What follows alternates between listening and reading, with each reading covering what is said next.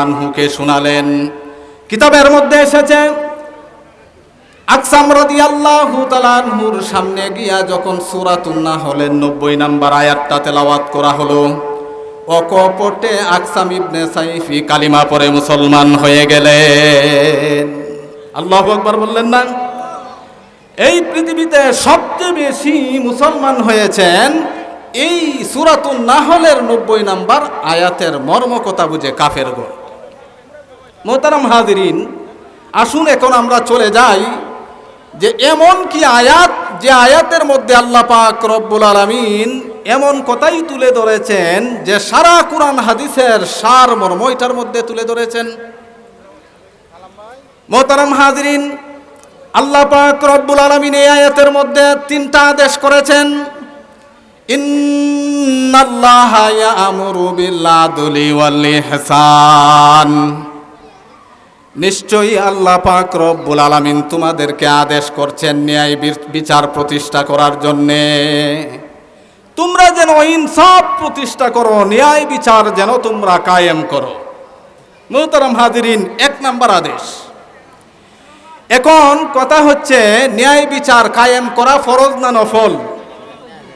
এটা ফরজ।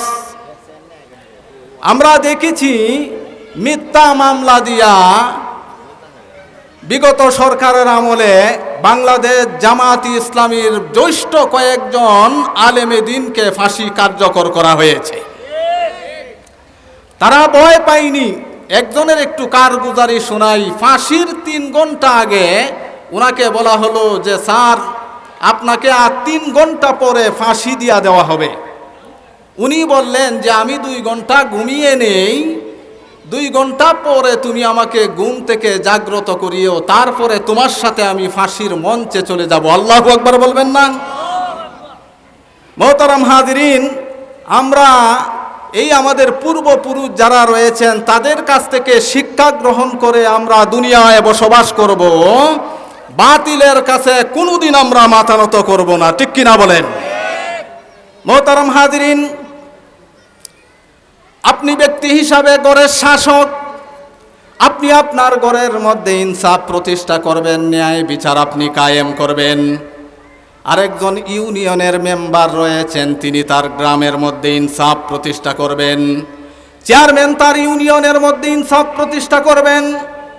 যার শাসন এরিয়া যতটুকুন বেশি সে ততটুকুন জায়গার মধ্যে ন্যায় বিচার কায়েম করবে।